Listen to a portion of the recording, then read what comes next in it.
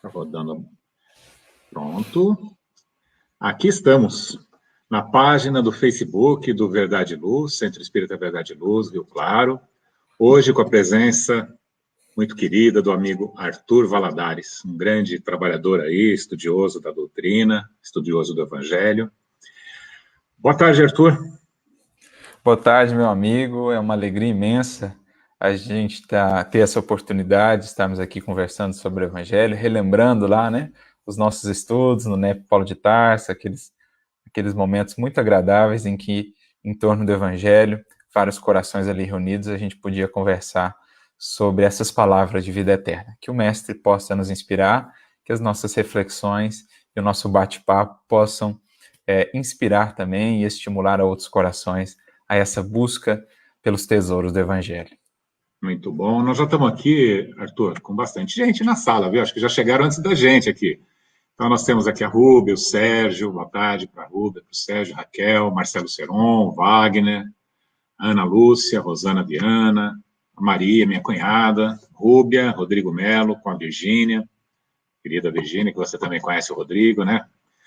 O Arthur já esteve lá na nossa casa fazendo a palestra de aniversário do ano passado. O Anselmo, olá Arthur, hoje consegui chegar cedo para sentar na primeira fila do auditório. É isso aí. Bom, mas, Anselmo, isso já não é um ensinamento do Evangelho. Cristo fala para que a gente se assente nos últimos lugares, viu? A Vânia, grande amigo, muita paz. Muito bom. Vamos iniciando, então, com uma oração, como costuma, para que nós nos conectemos, né? Então, eu peço para que todos se conectem na figura excelsa do nosso Mestre Jesus, visualizando o seu olhar compassivo, amigo, acima de tudo amigo, companheiro, nos envolvendo na luz e em seu amor. Que possamos nós sairmos aqui dessa ambiência mais terrena para nos elevar um pouco mais e adentrarmos todos numa sala virtual de luz, de muita reflexão, para sentirmos mais de perto o Evangelho nessa tarde. Que assim seja. Bom, nós vamos começar hoje, né? O tema é o espírita. Como que é o tema, Arthur? É o espírita diante do Novo Testamento, ou o Novo Testamento espírita, né? Se eu não me engano. Exato. Então, e nós vamos começar aqui com uma definição do próprio Emmanuel, no livro Consolador, no item, né, no capítulo 3, que fala das religiões, ele fala lá do Antigo Testamento, no 3.1, e no 3.2 fala do Evangelho, e abre com a seguinte questão, a pergunta que foi feita para ele: se devemos considerar o Velho Testamento como a pedra angular da revelação divina, qual é a posição do Evangelho de Jesus na educação religiosa dos homens? E Emmanuel nos traz: o Velho Testamento é o alicerce da revelação divina, o Evangelho é o edifício da redenção das almas.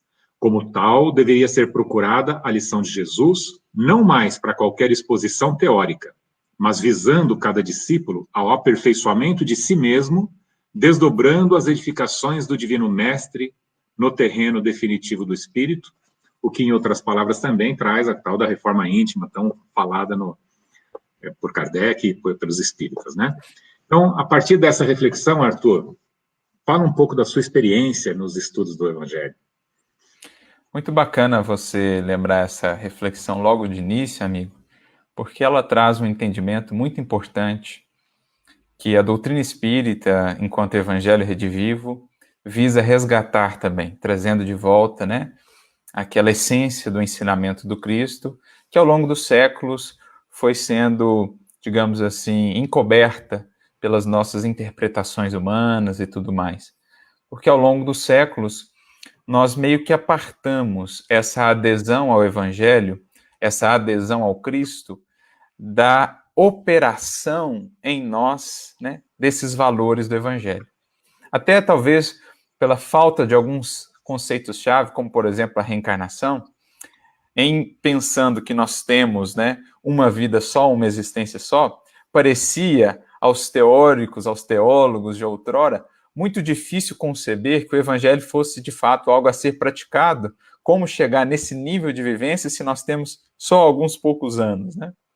Então, e também por uma série de interesses e tal, a gente meio que apartou a ideia do evangelho, da salvação, por exemplo, que é um conceito central na teologia clássica, na teologia tradicional, né? Dessa operação da criatura. Então, bastaria aí uma série de elementos exteriores de fé, a adesão verbal ao Cristo, né? O entendimento de que o Cristo é o Salvador, e então estaríamos já salvos. E aí a gente criou esse apartamento, esse distanciamento, né? Entre o evangelho e essa ação, essa edificação que nos cabe realizar, como diz Emmanuel, dos valores do evangelho no solo, no terreno do espírito. Algo que está presente no evangelho.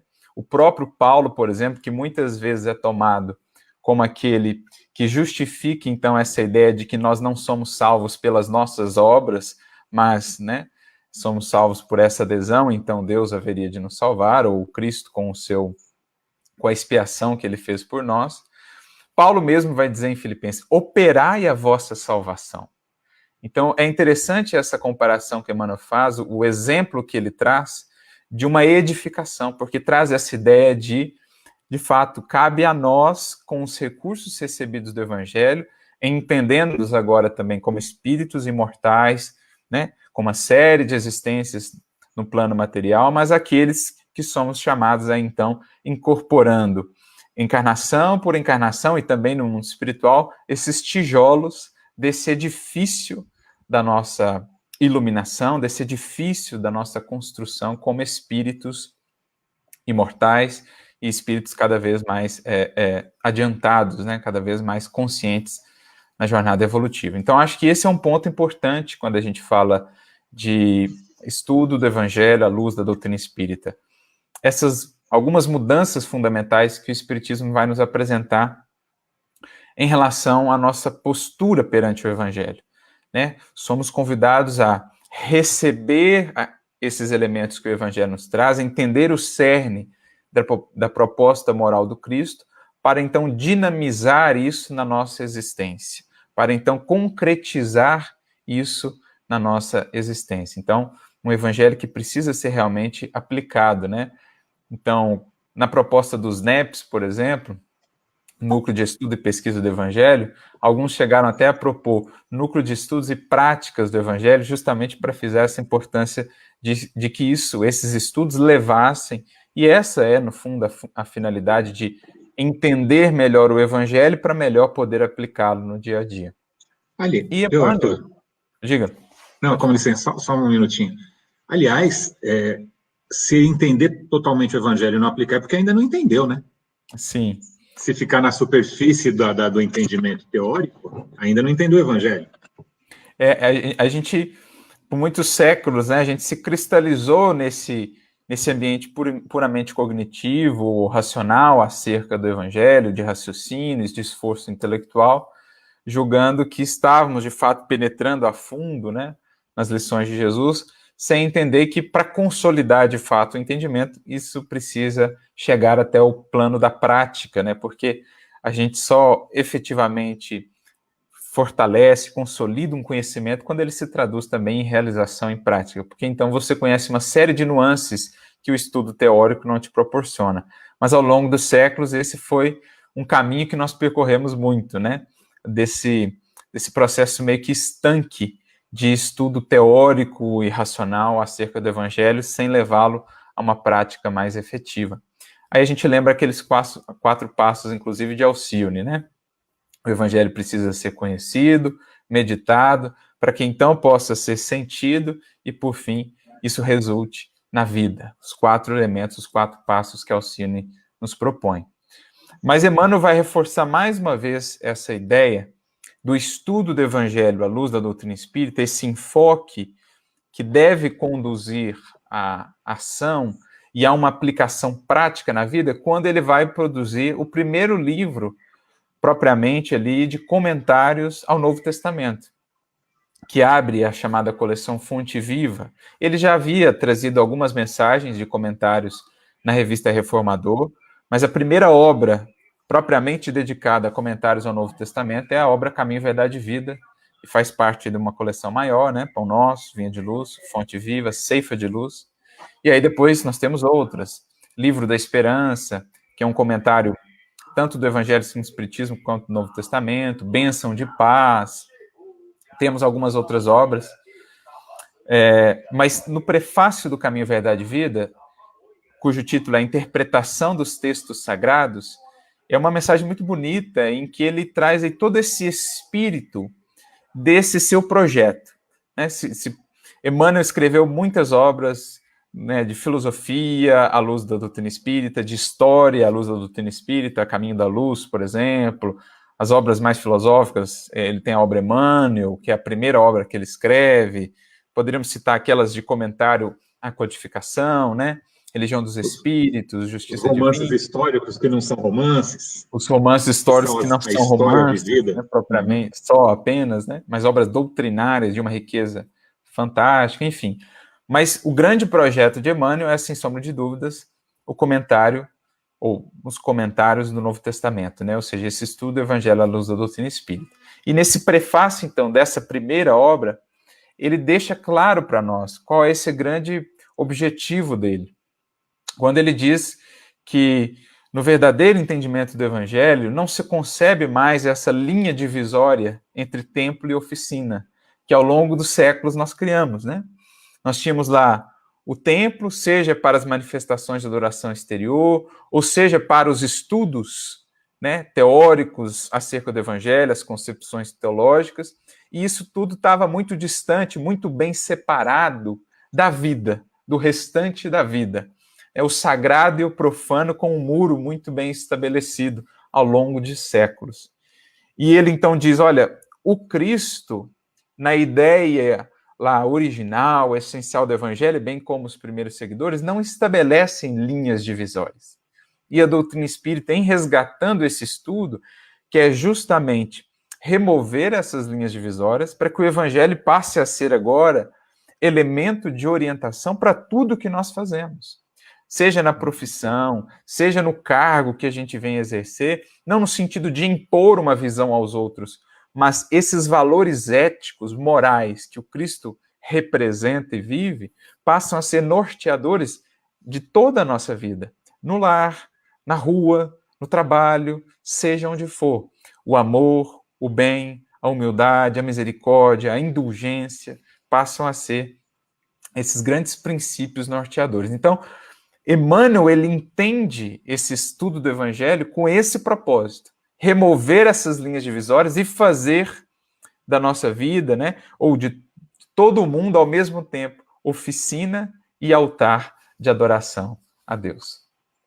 Arthur, e é interessante que esse muro que foi construído foi pela nossa invigilância e teimosia, porque desde o princípio essas lições estavam claras, e já lá em 1200, na Francisco de Assis falando, tome cuidado com a sua vida, talvez seja ela o único evangelho que as pessoas leiam, né?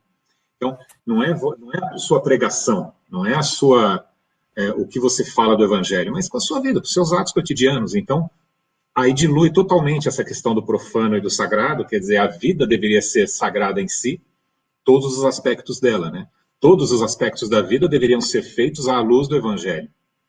Exato, amigo. Até porque, né, isso passa pelo entendimento do que é o evangelho, propriamente, que às vezes a gente pensa que a gente às vezes confunde assim, né, o Evangelho com o Novo Testamento.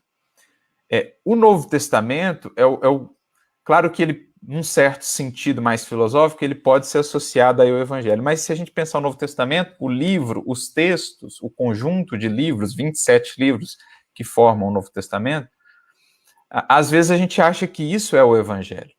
Quando, na verdade, o Evangelho é um modo de vida que foi expresso pelo Cristo em tudo que fez, em tudo que falou, um modo de vida de um espírito, no caso, um espírito puro, um modo de vida em perfeita sintonia, em perfeita integração com as leis divinas.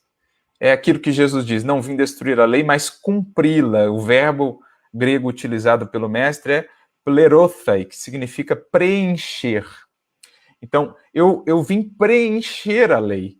É bonito isso. É como se Jesus dissesse assim, eu vim dar alma à lei. Eu vim mostrar o que é a lei vivida, o que é a lei viva, que é a ideia que também João, de maneira muito feliz, traz, né, logo na abertura do seu evangelho, quando ele trabalha aquele conceito do verbo, né, o Cristo como esse verbo que se fez carne. Então, o verbo, logos, é uma expressão grega, né, muito conhecida da filosofia, usada para várias coisas, para razão, para raciocínio, para intelecto, para palavra, para verbo, enfim. Mas o verbo, ele define esse pensamento divino, né? Esses propósitos divinos. E o Cristo, ele corporifica isso. Então, quando João diz que o verbo se fez carne, ele não está falando só que Jesus encarnou. Ele está falando que existia um ser que corporificou esses desígnios divinos em sua totalidade, que exemplificou em sua totalidade a vontade divina, a expressão divina. Como Kardec mais tarde vai dizer na Gênesis, né?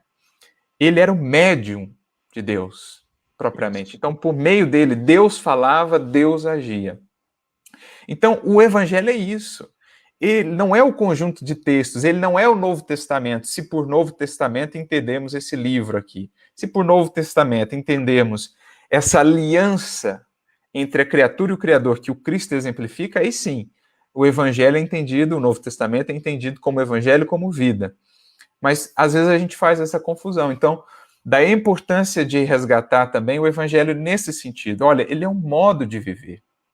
Ele é um modo de viver que expressa essa perfeita integração com a lei divina, ou todos aqueles que abraçam o Evangelho, um esforço continuado por cada vez mais se harmonizarem com a lei divina e, com isso, construírem um destino mais feliz, né? Libertarem-se das cadeias de suas paixões, do egoísmo, do orgulho e encaminharem-se, de fato, para o progresso espiritual, para a iluminação de si mesmos. Então, essa é a ideia mais original de Evangelho, não como o texto, o conjunto de frases, mas, antes de mais nada, um modo de vida que precisa ser, então, incorporado, né? Lembrando, inclusive, que a palavra Evangelho não foi criada pelo Mestre. Era uma palavra, de certo modo, comum ali no contexto romano já. Os imperadores romanos, os Césares, eles tinham também os seus evangelhos. O seu evangelho, o evangelho de César. Porque evangelho, no fundo, significa mensagem, né? Uma boa nova, uma mensagem que era enviada, por exemplo, por César, através dos seus emissários, aos povos que ele conquistava. Então, conquistavam lá um novo povo, o emissário de César dizia, trazemos aqui o evangelho de Roma, o evangelho de César. Né? Então, o evangelho estava associado a essa mensagem que era enviada pelo imperador, pelo rei. E Jesus, então, ressignifica esse conceito e diz, olha, eu também trago aqui, né, o evangelho, eu sou portador também de uma mensagem, mas de um outro rei, né? O grande rei, o rei de todos os reis, que é o Criador, do qual eu sou aqui um emissário. Falo em nome dele, né? Assim como os emissários de César falavam em seu nome. Então, essa, ao mesmo tempo, mensagem e vida se fundem quando a gente fala de evangelho. É uma mensagem que é transmitida pela vida e é uma vida que se faz mensagem. Isso, e aí a gente pode misturar também como a letra estampada ali, e o espírito da letra, né? A letra vivificada, né? O Deus se tornando,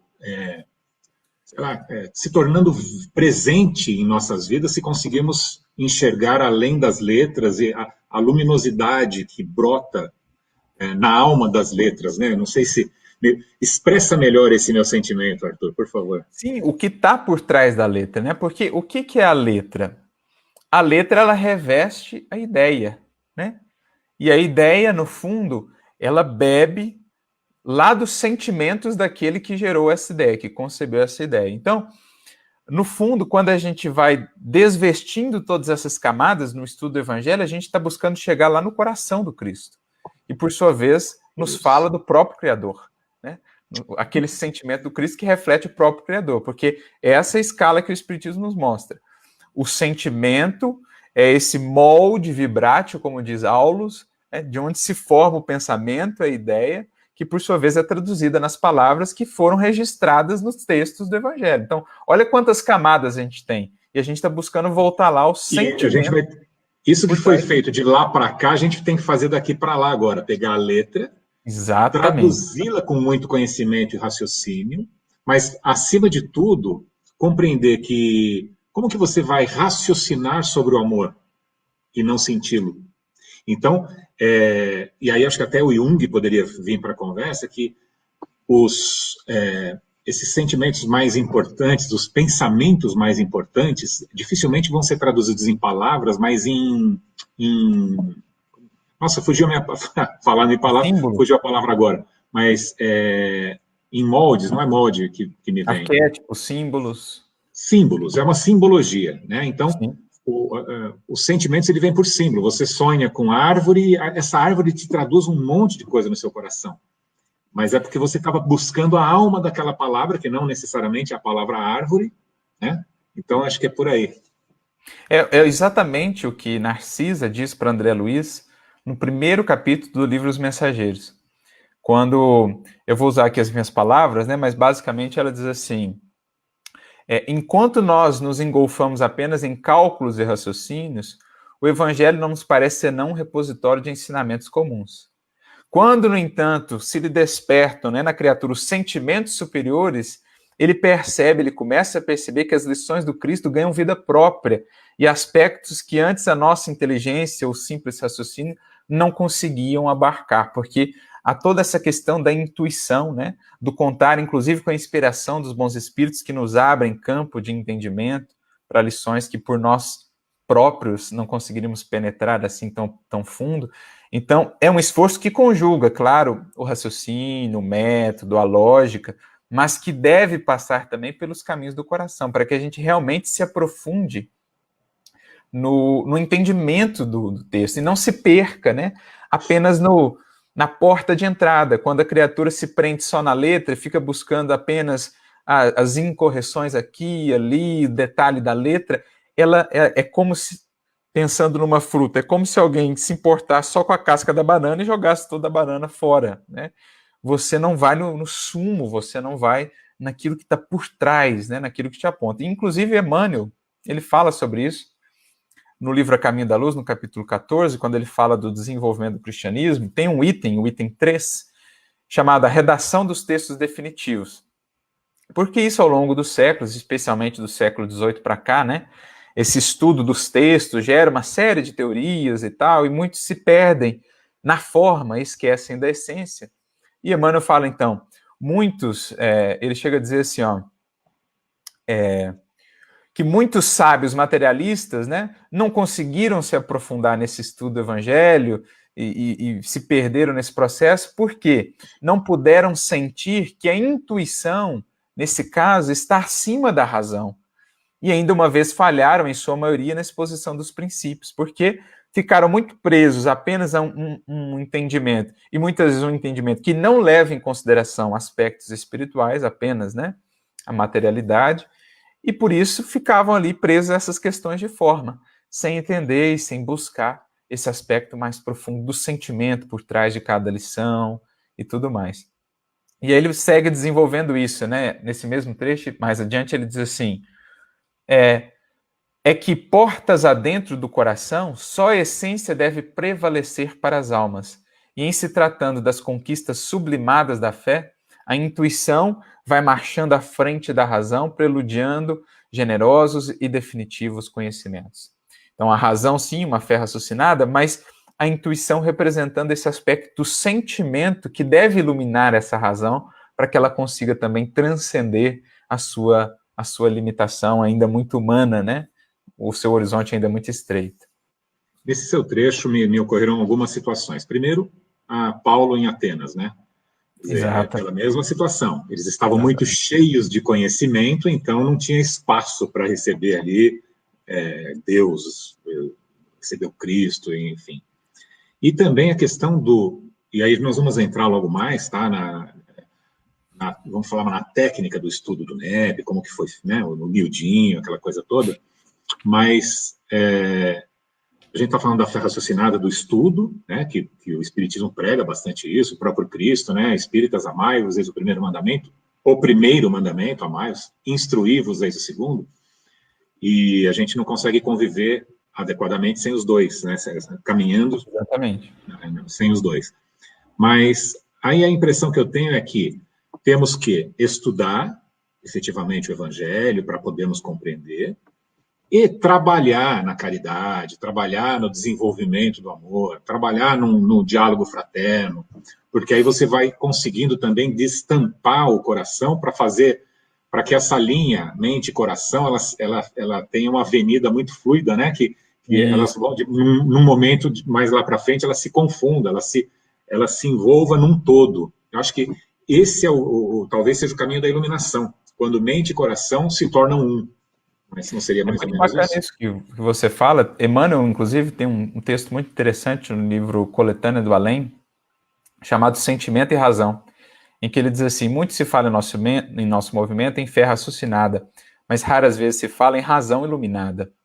Porque para que a minha razão realmente tenha mais elementos de discernimento, de apreensão, eu preciso trabalhar também essa sensibilidade do coração que projeta luz na razão, porque senão ela sempre vai estar enviesada, por exemplo, pelo orgulho, pela vaidade, ela sempre vai ter as traves que a impedem de ver com clareza. Por isso os espíritos colocam, né, o próprio Cristo já tinha colocado lá esses dois mandamentos do amor e da instrução, quando ele diz, por exemplo, lá no Vinde a mim, todos vós que estáis cansados, ele diz: tomai sobre vós o meu jugo, que é o amar, né? E aprendei de mim, que sou brando e humilde de coração, que é o instruir-se, ou seja, amor e instrução. O Espírito de verdade, nosso modo de ver, é o próprio Cristo, resgata isso: amai-vos e instruí-vos. Então, esses aspectos são sempre trabalhados. No Evangelho segundo o Espiritismo, você tem fé inabalável, é só aquela que pode encarar a razão em todas as épocas da humanidade, mas você tem também fora da caridade, numa salvação. Então, sempre esses dois elementos caminham em conjunto. A espiritualidade a nos dizer que a gente precisa conjugar os dois.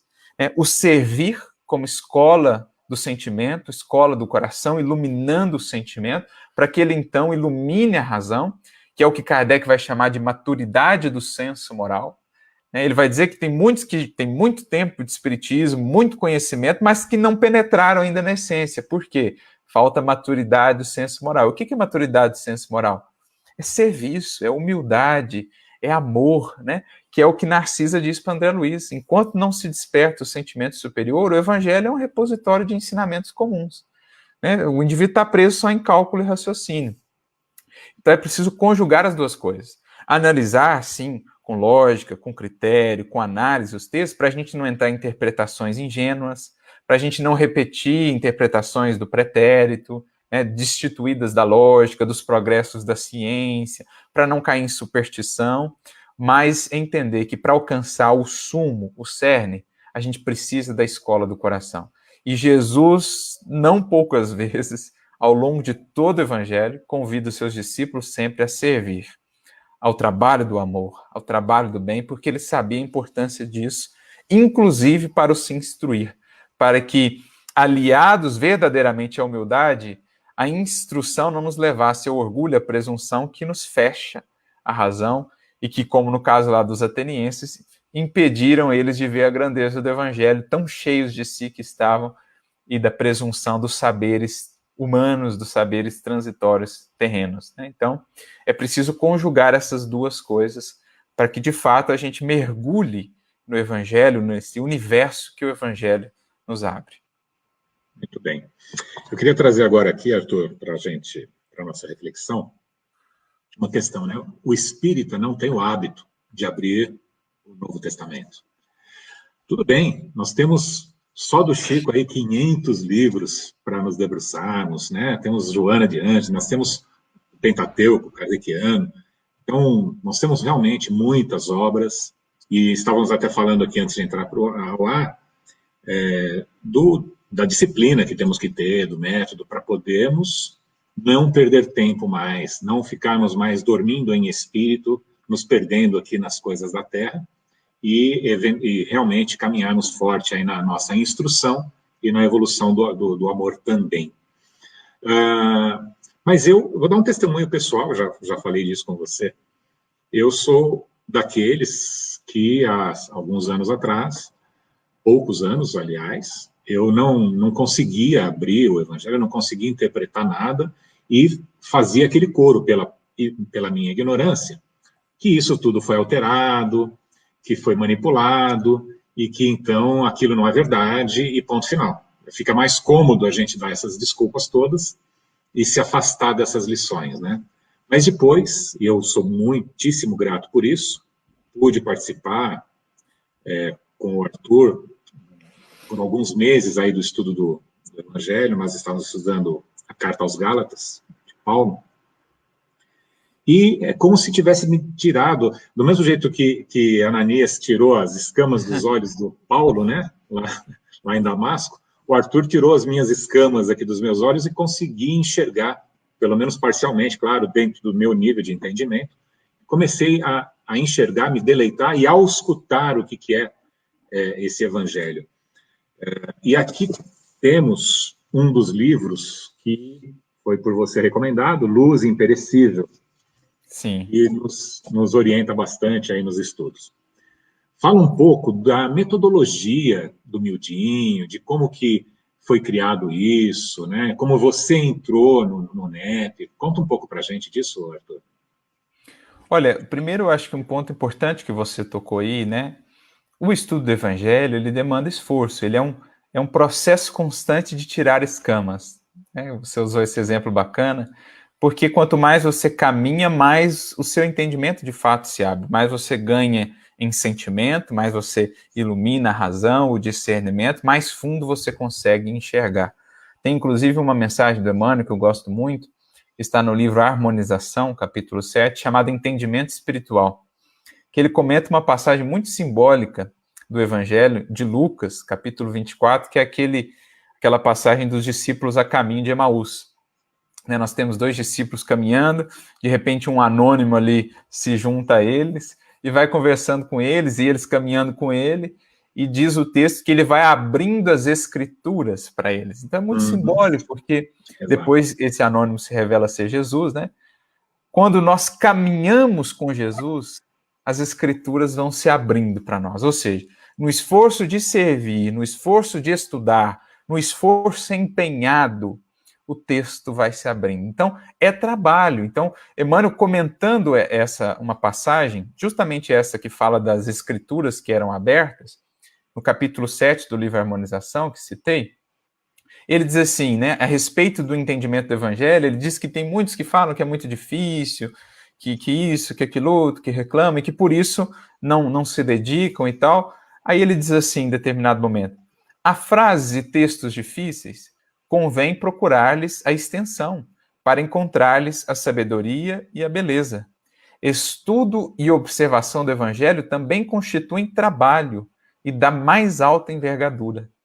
Então, estudar o Evangelho é trabalho, é esforço, né? Lá no NEP mesmo, quantos, depois de ver uma palestra, por exemplo, de ver um determinado entendimento, uma interpretação, não acham bacana, muito interessante, mas chega lá e percebe que não tem outro caminho senão o esforço da pesquisa, do trabalho, do compartilhamento ali de ideias, até que a lição vai ganhando contornos e belezas antes, né, que a gente não alcançava, justamente por conta desse esforço.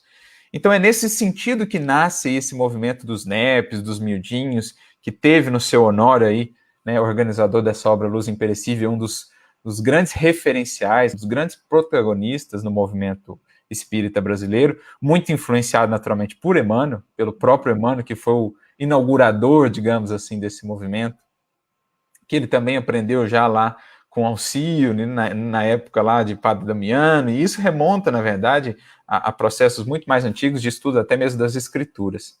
Mas do seu Honório nós tivemos aí essa figura muito importante, e depois vem esse movimento do Mildinho, do EMEG, lá em Minas Gerais, estudo minucioso, né, do Evangelho de Jesus, depois os NEPs, que surgem com esse propósito, que é um pouco do propósito, na verdade, é bem essa essência que o próprio Kardec já manifesta no Evangelho segundo o Espiritismo, quando ele se propõe a aplicar as lentes que o Espiritismo dava, nos trazia, as chaves, como ele diz, né, as chaves de acesso ao tesouro do Evangelho, e aplicar, inclusive, conhecimentos também do contexto histórico, cultural. Kardec frisa isso na introdução, na terceira parte, ele fala dessas notícias históricas.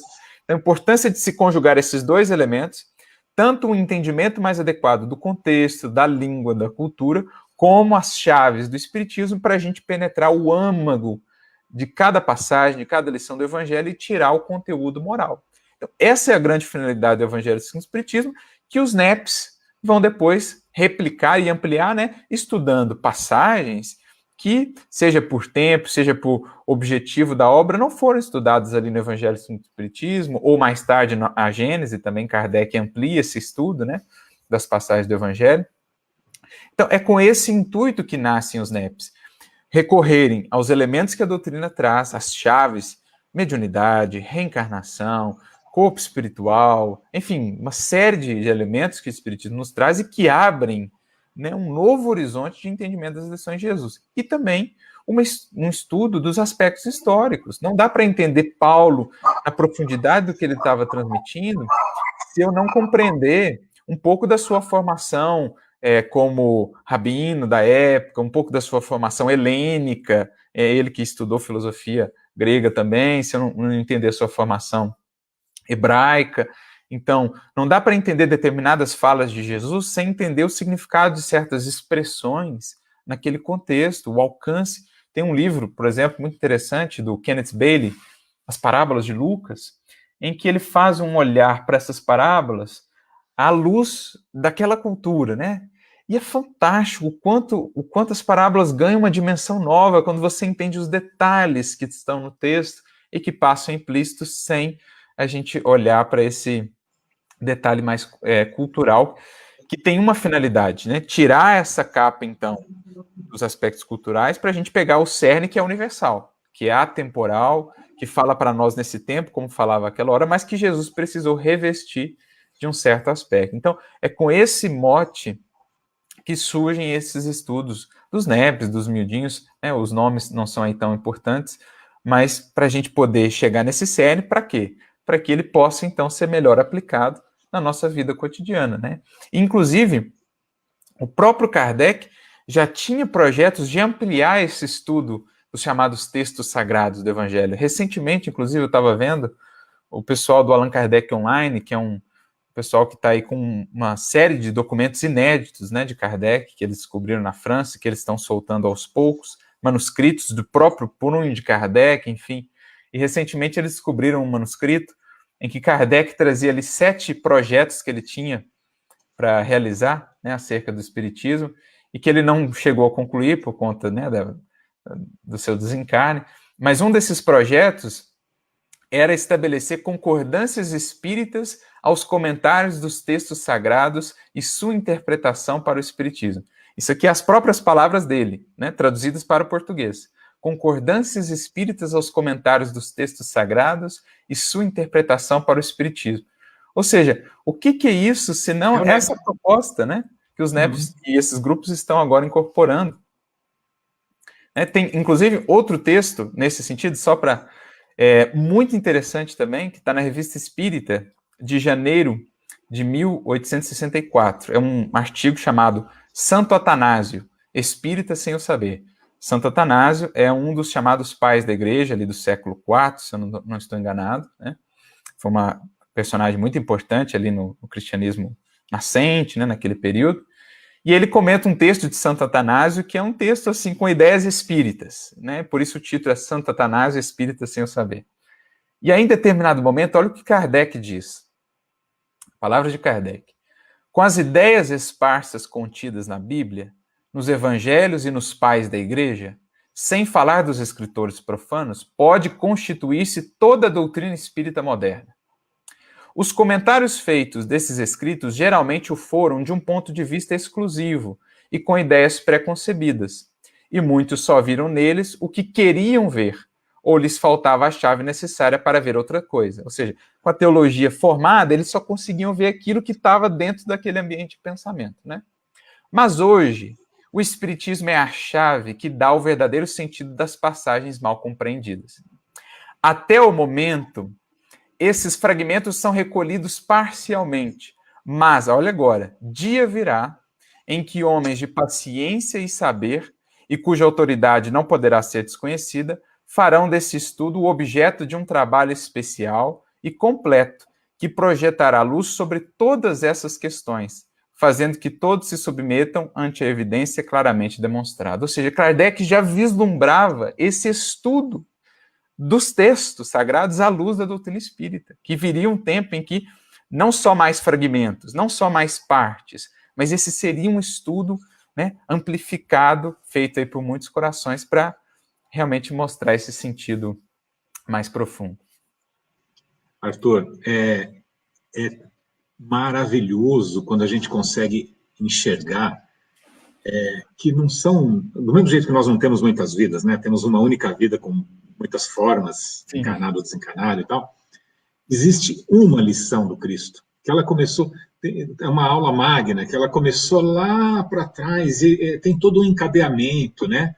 Não foi por acaso que vieram lá 400 anos de Cristo, 500 antes de Cristo lá, os vários filósofos em vários lugares, pavimentando, veio antes disso ainda, né, Moisés, depois vem Sócrates aqui, Buda para lá, não sei o quê, vem o Cristo, e é uma lição única e perfeita numa matemática, que quando a gente consegue enxergar tudo isso, todo esse encadeamento, o Kardec, né, quando ele foi convidado, sempre se convida, né, a ser aí o codificador, e ele fala, mas e se eu não der conta, e se eu não puder, e se eu recusar, né, outro fará no seu lugar, né, a aula vai ter que ser dada, e lógico, a gente tem que, Cristo sabe que existem eventuais falências, né, dos seres humanos, ou mesmo daqueles grandes espíritos que quando encarnam pelo entorpecimento da carne, como foi o caso do Saulo num primeiro escorregão ali, quer dizer,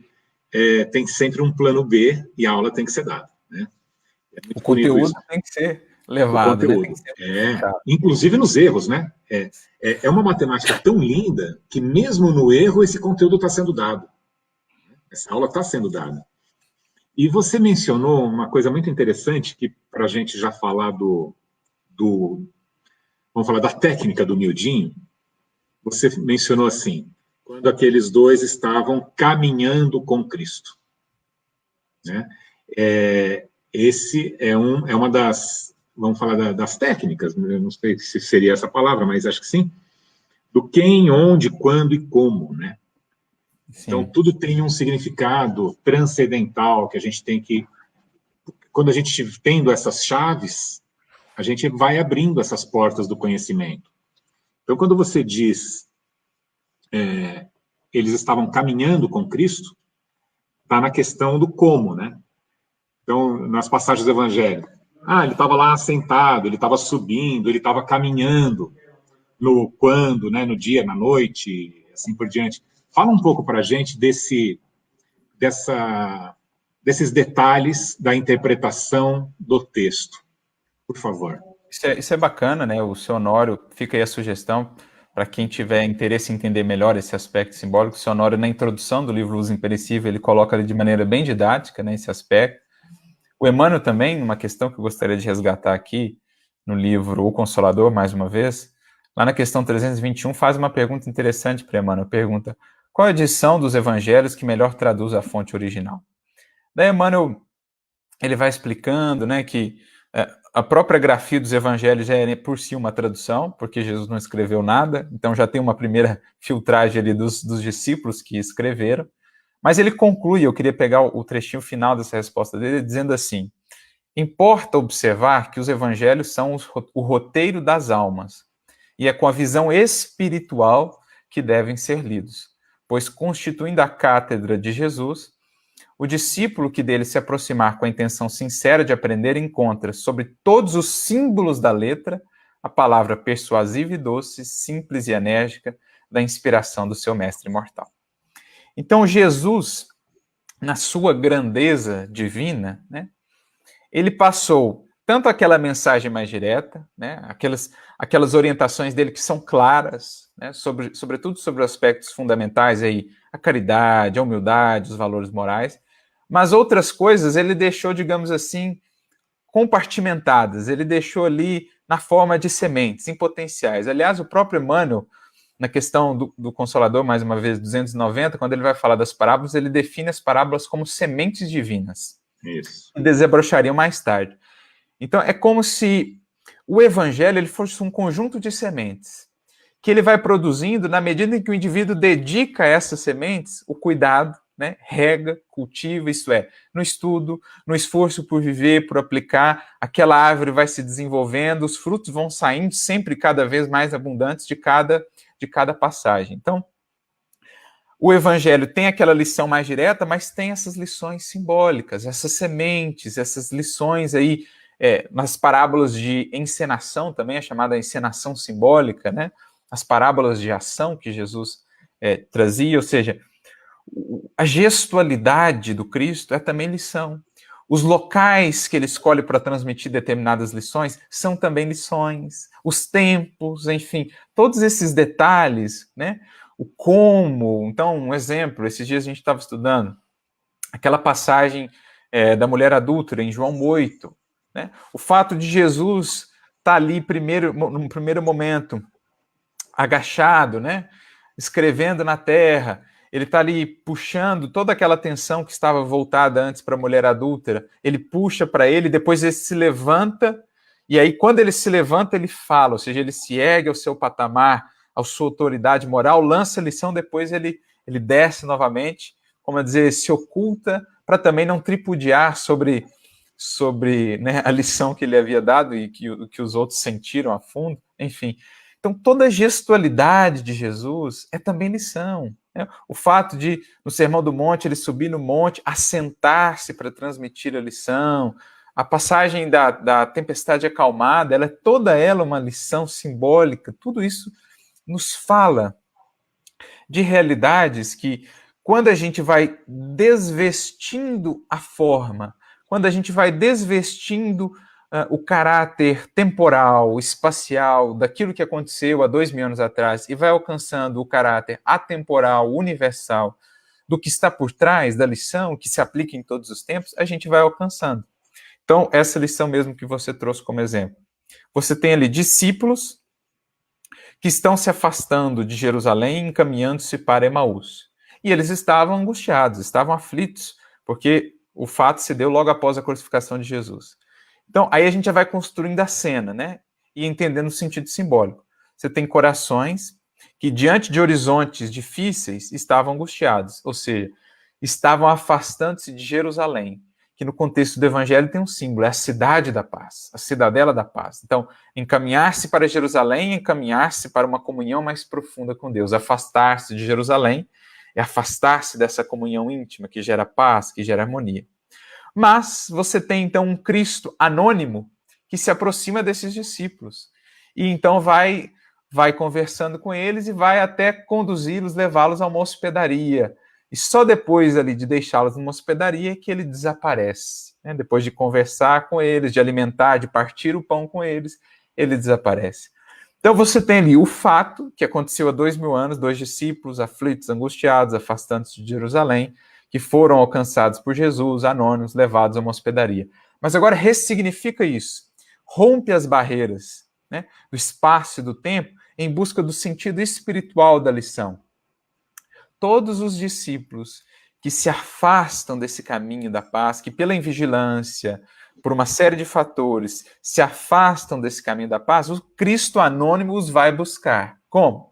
Através dos benfeitores espirituais que ele envia para orientá-los, através de um amigo, através de um livro, através de uma circunstância, o Cristo anônimo nos busca e nos convida novamente à hospedaria da paz, da confiança e partilha conosco desse pão da esperança, desse pão da fé, se nos dispusermos com ele a caminhar.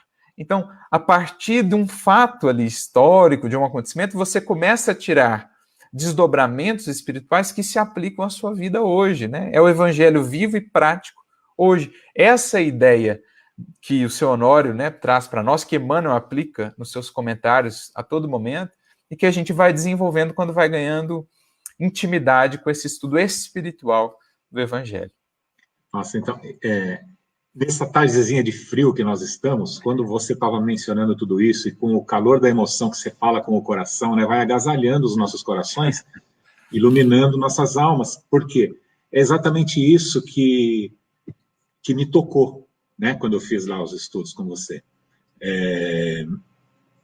Vocês aí que estão nos assistindo, né, essa passagem de Emaús, quantos de nós, né, e eu vou me incluir nisso, tinham já percebido esta outra interpretação, essa interpretação mais profunda, ou mais elevada, mais espiritual e mais eterna, né? Porque a outra era uma passagem histórica.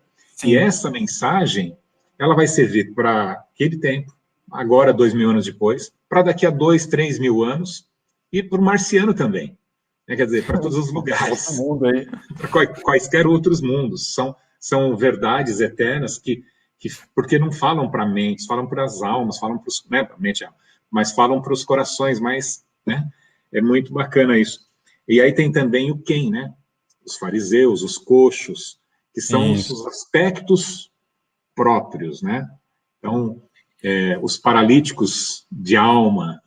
Então, Cristo falou para os cegos, né, para aqueles que não estavam conseguindo enxergar todas essas verdades. Então, todas as lições, elas têm essa conceituação mais transcendental, né? Inclusive, amigo, né, você falou aí do calor, do aquecer-se.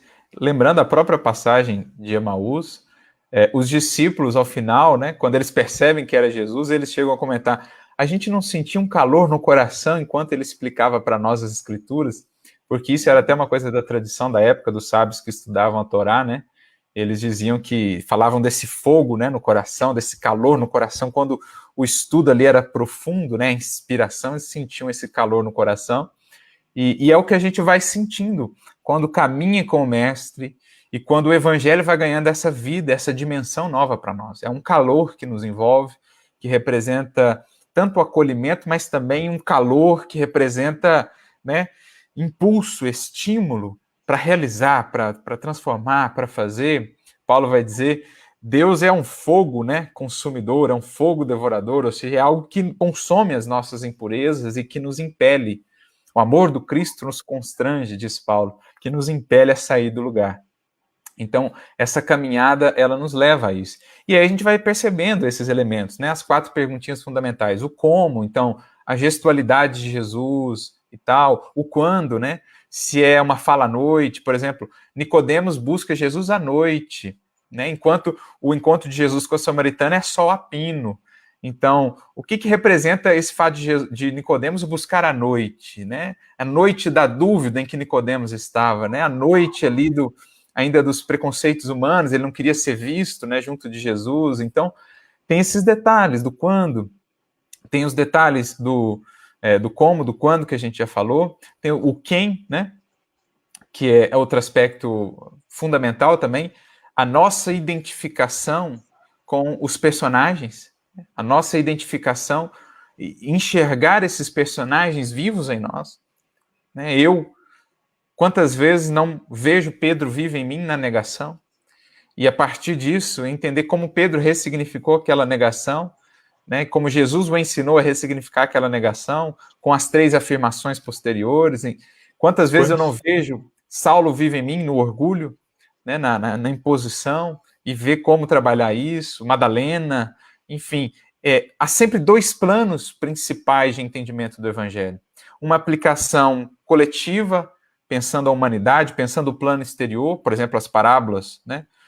A separação do joio e do trigo. A gente pode pensar em termos do processo regenerativo da terra, os espíritos que ficarão, os espíritos que serão levados, mas eu também posso pensar no plano interior, o joio e o trigo em mim, a separação diária que eu preciso fazer. Então, existem esses 2 planos que denotam aí também esse quem, né?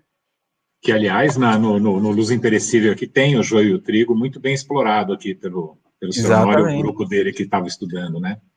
Exatamente. O Luiz, ele nos pergunta aqui, eu nunca percebi esse conceito, mas os discípulos, para escrever esse formato, né, tão eterno, estavam monitorados, ou, melhor dizendo, né, eles estavam intuídos por espíritos superiores, pelo próprio Cristo? Não é a pergunta dele, mas estariam intuídos? Voltamos aqui a Emmanuel, naquele capítulo 14 do livro A Caminho da Luz, item 3, a redação dos textos definitivos. Olha o que Emmanuel diz aqui em determinado momento, né? Aqui, ó. Nesse tempo, quando a guerra formidável da crítica procurava minar o edifício imortal da nova doutrina, os mensageiros do Cristo presidem a redação dos textos definitivos. Então, os espíritos, os mensageiros do Cristo, presidem a redação dos textos definitivos com vistas ao futuro, ou seja, já vislumbrando que mais tarde nós teríamos mais elementos para se aprofundar, para nos aprofundarmos nesses textos. Não somente junto aos apóstolos e aos seus discípulos, mas igualmente junto aos núcleos das tradições. Né? Porque esses textos, os que nós temos acesso hoje, né, o Evangelho de Mateus, né, ele não é aquele primeiro texto só de Levi lá, é aquele primeiro esqueleto lá que Levi traz, mas incorporado também, né, dessas tradições que foram sendo trazidas e foram sendo definidas na formação desses chamados evangelhos, sejam os sinóticos, seja o Evangelho de João. Então, a gente percebe aqui, Emmanuel dizendo, existia você imagina, era importantíssimo que esses ensinamentos chegassem à posteridade. Então, houve todo um cuidado da espiritualidade na preparação, na formação desses textos. E hoje, né, com os estudos, a gente consegue voltar lá mais aos manuscritos, com uma série de estudos, né, em relação aos manuscritos, que se deu principalmente do século XVIII, XIX em diante. A gente consegue ir mais fundo nesses estudos mais históricos, mas, sobretudo, fixar-se nesses aspectos aí espirituais do texto, percebendo que existia, sim, uma orientação, uma condução, não só nos textos dos evangelhos, como também nos textos das cartas, por exemplo. Né? O Emmanuel vai dizer no Paulo e Estevão, as cartas de Paulo provinham da esfera do Cristo, sob a tutela de Estevão, mas as ideias, o cerne ali, também tinha essa condução, essa tutela e essa inspiração. Então, são aspectos importantes, e das perguntinhas lá fundamentais, eu esqueci de falar do onde, né? O onde também sempre traz lições muito interessantes. O fato de Jesus estar no mar, o fato dele estar num monte, enfim, a gente vai tirando lições, aspectos simbólicos, todos esses detalhes na medida que a gente vai ganhando intimidade com o texto. Maravilha. Nessa questão da carta do Paulo, inclusive, o Cristo acho que foi textual, né? Porque quando o Paulo estava lá triste por não conseguir chegar às comunidades, ele fala, acredite mais no poder do Espírito, e eu deixarei Estevão ainda mais próximo de ti e o inspirarei para escrever as cartas. Quer dizer, o Estevão era um médium de Cristo para transmitir as cartas para o Paulo, que, por sua vez, nos transmitiu como médium também direto de Cristo, né? Assim como o Emmanuel foi médium das esferas superiores em nos trazendo esses estudos sobre o Evangelho, e o Chico foi o seu médium aqui no plano material. O Emmanuel, no fundo, foi médium desse pessoal, né? Inclusive, exatamente, na época da escrita do Paulo Estevão, né, o Lúcio tem mensagem nesse sentido, falando de seminário, por exemplo, com Paulo, na região espiritual de Pedro Leopoldo. Então, esses espíritos estavam ali envolvidos com a obra Paulo Estevão, e certamente, muito certamente, o próprio, né, Lúcio fala isso, que Paulo acolheu o Públio Lentulus como uma espécie de pupilo seu, desde aquela época da desencarnação como Públio Lentulus. Emmanuel vem sendo um médium, né, do médium ali. E Chico materializou isso para nós no plano aqui dos encarnados. Arthur, eu não tinha ainda pensado nisso, né, mas nessa nossa conversa me vem que aí nós temos aquela questão do trabalho em equipe, né, que Cristo nos orienta a sempre fazer. Existe a equipe, vamos dizer, mais horizontal, né, que estamos aqui tendo que ajudar os outros, mas também tem essa equipe na vertical, né, nós nunca estamos sós, então tem todo um emaranhado que depois a gente vai ver que é tudo uma coisa só, que aquela luz que está chegando lá de cima, ela vai passando por esferas para não cegar aqueles que estão lá embaixo, aqueles nós que estamos lá embaixo, e aí vai dando nuances diferentes, mas é sempre uma mesma lição, na horizontal, na vertical, o que quer que seja.